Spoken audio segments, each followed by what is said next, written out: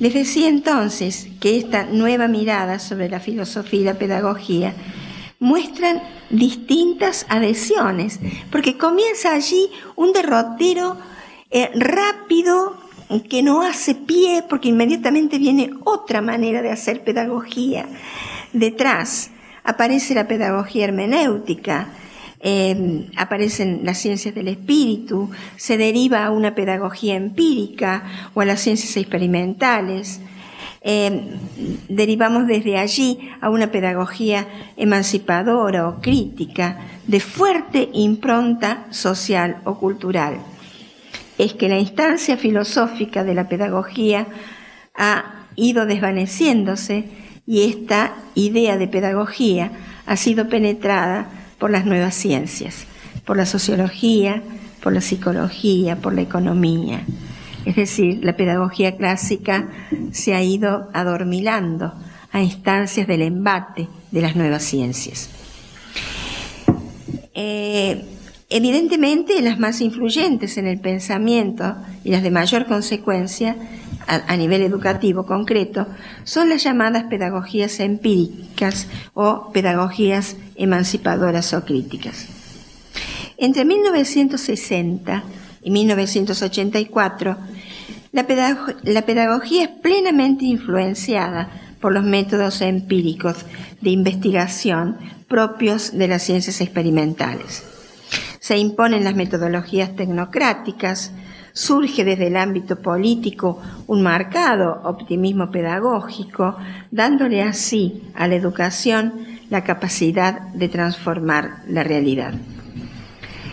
Recordemos en este momento la influencia de la Alianza para el Progreso sobre 1960, celebrada en Uruguay.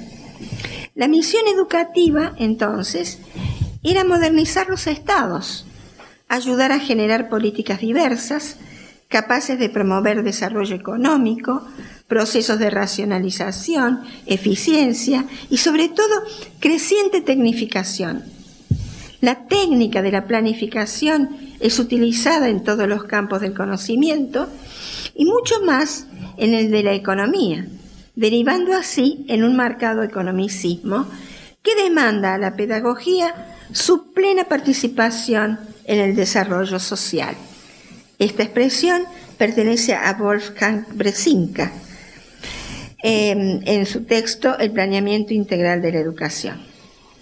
La socioeducativa y competitiva acción de educar se impone como estilo y arrastra a la pedagogía hacia la práctica eficientista, incorporando un desarrollismo pedagógico con capacidad para generar sujetos hábiles, productivos, eficientes y efectivos para satisfacer las necesidades de mercado.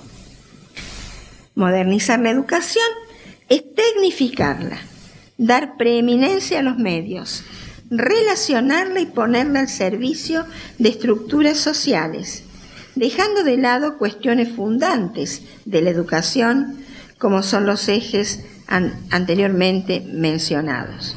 Se produce un abandono de la pedagogía e incluso se altera su nombre hacia el concepto de antipedagogía. Y desde ese momento hasta hoy, hablar de pedagogía es mencionar diversos y múltiples aspectos que hacen a cuestiones educativas, siendo tanto la idea como el discurso ambiguos. Solo son útiles para hablar de cuestiones educativas. Cualquier ámbito de la educación, cualquier acción educativa, se le llama pedagogía. El principal aliado para que esto acontezca es el planeamiento, que lo invade todo, desde la planificación estatal a la planificación institucional y también a la planificación áulica. En todas las dimensiones, el planeamiento comienza a buscar resultados capaces de fundamentar diagnósticos y aventurar pronósticos. El método es lo esencial y posibilita la relación medio-fin.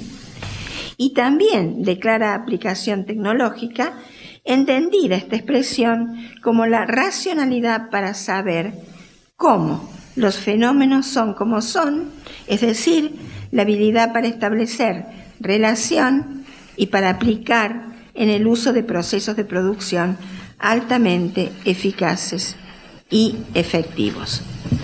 La teoría que se impone es la empírica y no es otra cosa más que un conjunto de hipótesis nomológicas relacionadas lógicamente entre sí y que son necesarias para explicar y predecir comportamientos de los fenómenos de ese sector. Esta cita pertenece a Hans Albert en su texto Problemas de las ciencias de la educación y de la sociología de la educación. El accionar didáctico eminentemente poético, lenguaje aristotélico, obedece a improntas que no parten del ámbito identitario de la educación, que es la pedagogía. La antropología que emerge es científica, se planea y se investiga sobre lo que la gente piensa y desea o quiere, y sobre todo sobre lo que la gente debería pensar o hacer. Junto a considerar el planeamiento como un camino ideal y ordenador, se limita la libertad de la persona a través de un deber ser o hacer o pensar planeado, desde planeamientos en los que la persona, en todas sus dimensiones constitutivas, está ausente. Más bien se alude a un sujeto pedagógico pensado y actuado desde planteos pedagógicos hegemónicos. Son líneas pedagógicas que pretenden reformar, entendiendo reformar como sinónimo de enmendar o de poner en orden la forma. De reformar, decía, la realidad, es decir, corregir la forma existente. Es decir, no hay cambios en profundidad, es corregir la forma.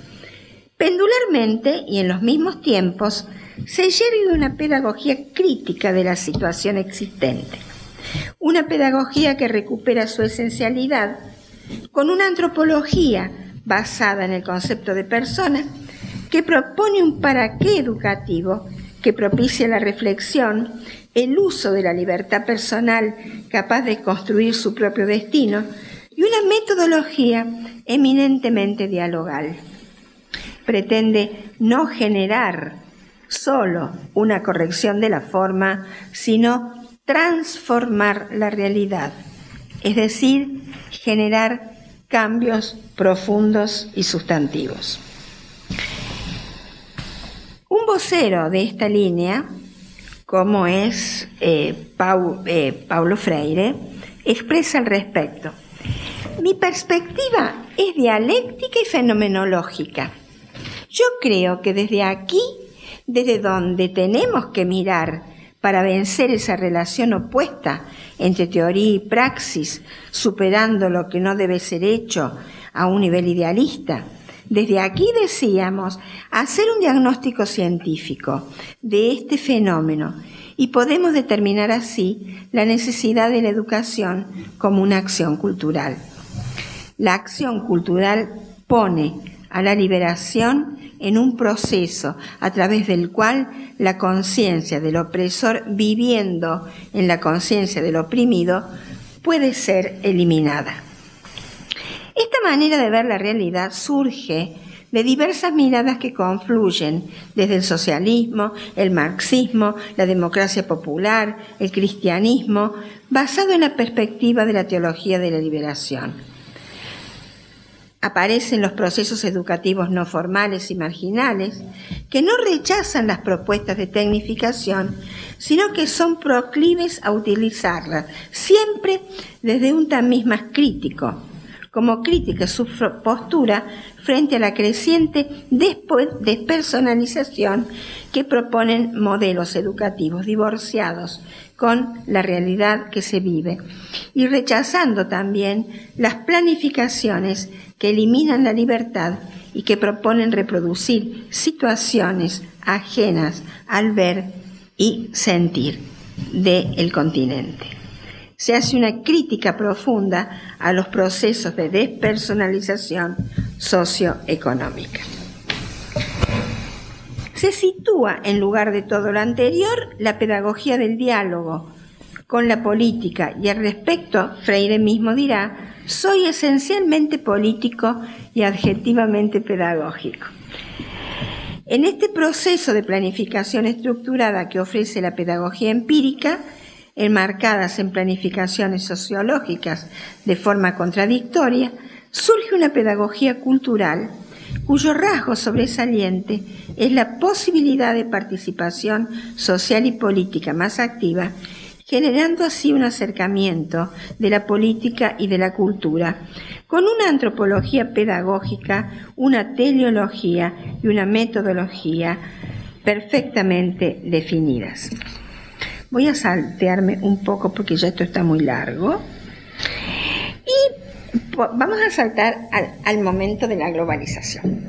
Entonces, en el marco de la globalización, que tiende a mercantilizarlo todo, incluso la educación, también la pedagogía y la educación sufren cambios de tiempos y espacios a instancias de la veloz inclusión y rápido desarrollo de la informática y de Internet, como así también de los medios de comunicación, los que desde su perspectiva desempeñan también una función educativa.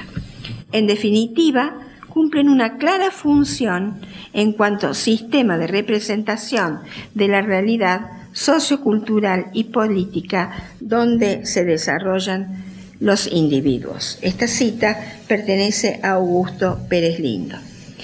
En este marco, entonces, y muy cercano al tiempo que estamos viviendo nosotros, hay una fuerte preocupación y demanda de calidad educativa, aún imposible de lograr. La pregunta preocupante en todos nosotros es: ¿qué pasa en la escuela o en las instituciones educativas? ¿Qué pasa y por qué la merma de la calidad que parece existir? Y se ofrecen múltiples respuestas. Las instituciones educativas, sobre todo las primarias, en muchos lugares, más que solo educar, están orientadas a cuidar y alimentar a los niños. Son insuficientes las cargas horarias que se ofrecen, son insuficientes los recursos humanos de los que se dispone, es muy poco lo que en el marco didáctico se cuenta, no están bien articulados los niveles del sistema.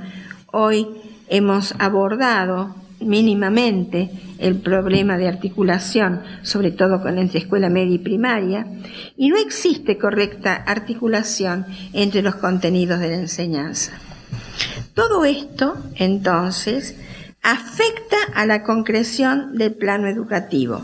La pregunta que podemos hacernos es: ¿le hemos preguntado cómo solucionar o le hemos dado participación al ámbito pedagógico frente a todos estos momentos que parecen mostrarnos que más que evolucionar educativamente estamos involucionando?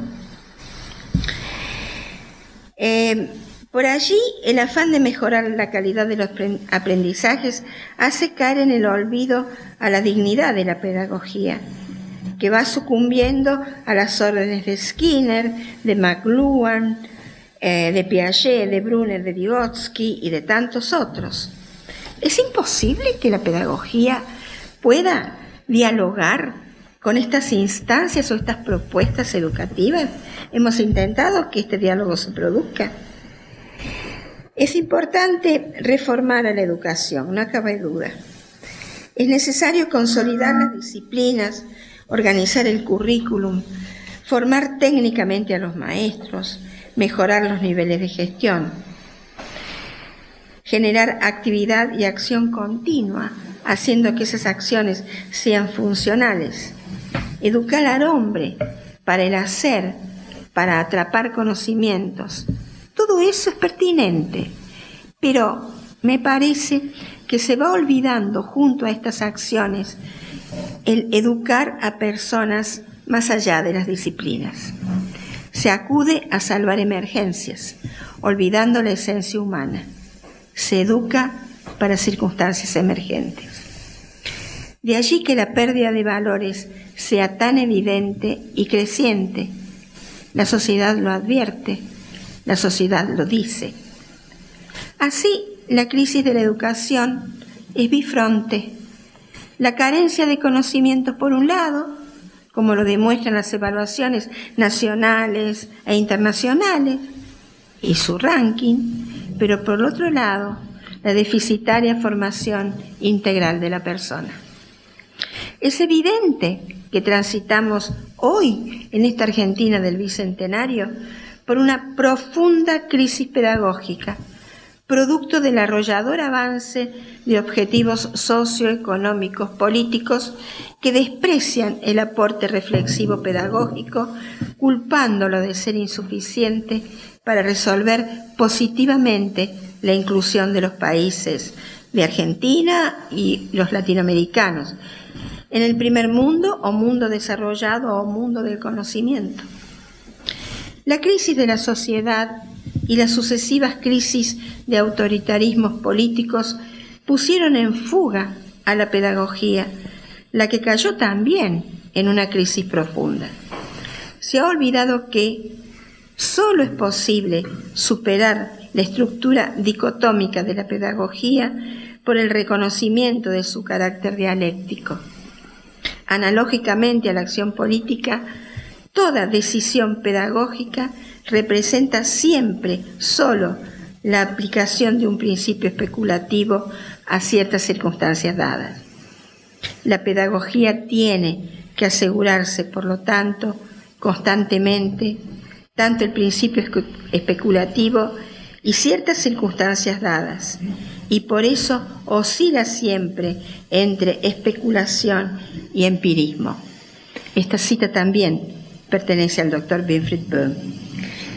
La problemática social y educativa actual es evidente que se la ha procurado resolver a través de acciones más eficaces y eficientes, como son los aportes sociologistas, psicologistas o economicistas.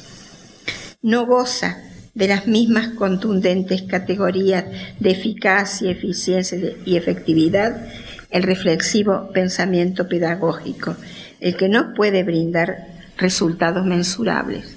Nunca la pedagogía podrá ser medida por sus resultados.